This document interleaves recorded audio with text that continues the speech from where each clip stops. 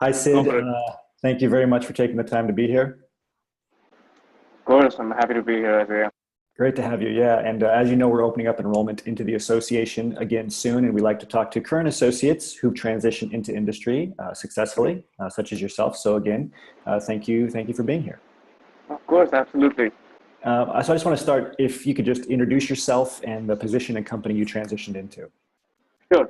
So my name is Sidharth Mohan, and people, I have a PhD in biophysics from the Ohio State University, and I recently transitioned into a scientist role at a biotech in New Hampshire. So I'm going to be part of the ligand characterization and analytics team, and this aligns with my graduate experience and short-term postdoc experience as well. Great. So you transitioned successfully now. You're in the scientist position Mhm. in a biotech role. It's a great fit for you. But I want to rewind to before you transitioned, before you even joined the association. Can you Mhm. talk a little bit about some of the challenges that you were having in your job search? Absolutely. I mean, there was multiple challenges. One is, I think, in general, graduate school doesn't train us for industry positions. So there's that sort of general obstacle that I think graduate students face, and I definitely face that. And there's a lot of utilizing the resources that are available to us. So LinkedIn turned out to be critical in this, and harness that. I had no real idea of how to do that. What is an informational interview? So there's a whole plethora of things that was just missing would help make the job hunt more focused because applying online was proving to be quite futile and gone through that. So it's like, what is that catalyst that you need to change things around? Hmm. And I was looking for that, and it came in the. So you didn't have the right priorities. You didn't realize that LinkedIn was such a big priority. So you didn't even know things like informational interviews existed or how to use them. So then you joined the association and you started learning this material. Was there any particular kind of aha moment that you had or something in terms of the materials that really helped you? For sure, the idea of personal branding was a big part of that. In the sense that you can be an independent contributor in the field, given the experience that you have in graduate school.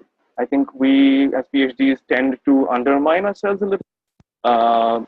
Whether it's imposter syndrome or you don't think that you're worthy enough. But LinkedIn, there's a lot of information back and forth, and you can be a part of that.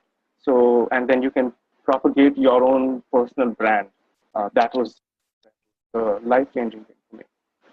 So, so Literally by, life changing. yeah, so by personal brand, you mean you can tell like your professional story and you can set yourself up to fit into the position that you want to fit into. And I think Yes, this, yeah, and I think this is something that a lot of PhDs don't realize that they can correct. do. And it's similar to writing a academic paper, right? You're telling a story with your data in it, and here you're just Correct. telling a story with your skills in it that are Yes. relevant for the position. Yes. Um, and now I want to talk about the private group, right? So one of the most Mhm. important aspects of the association is the community, and you were a big part of this community. Can you talk about how the private group helped you transition? First of all, this was the biggest sort of realization, the biggest plus that I think GT offered when I joined GT. I did. There was a back end to it that was so supportive, so dynamic, and so willing to help at a moment's notice. Because we're on the world now, so you can get 24/7 feedback on any material that you want feedback on. You can contribute and help people. So it's such an amazing network. And I just want to add that while all that is great, the best part about it is that once you that network stays with you.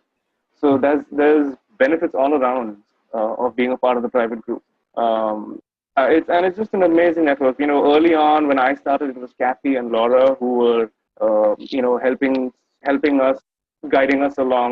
Once the batch of us joined GP, in terms of here's what you need to do. Get your modules going, your resumes updated, LinkedIn updated, and you hit the ground running.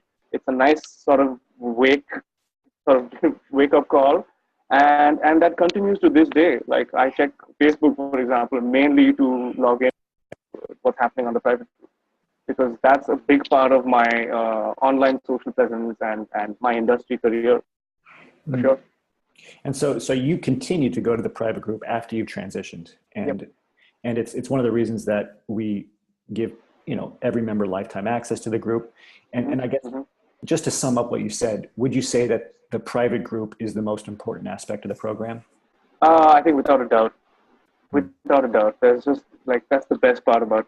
The material is great, the structure exists, the content exists, but you need to do stuff to make the most. You need to engage. There's that platform that Cheeky has given us, and people engage with you. So even if you tend to be in a situation, someone can check on you.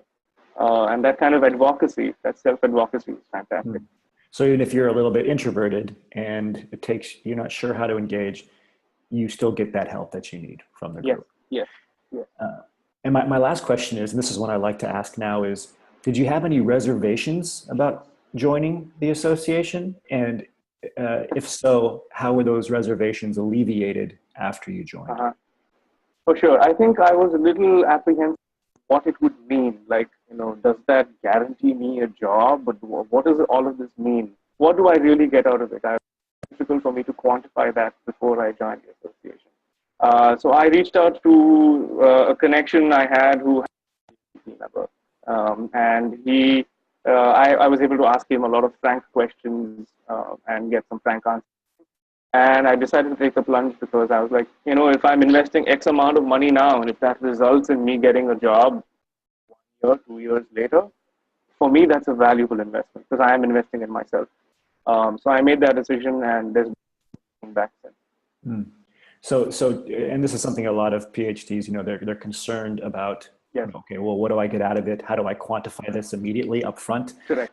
But you've done what a lot of PhDs have done, and you've reached out to other people who were in the program or watched videos like this one, and you made the decision, and really you quantified it in a sense, right? You said, even if it helps me get a job a couple of days earlier, it's going to pay for itself.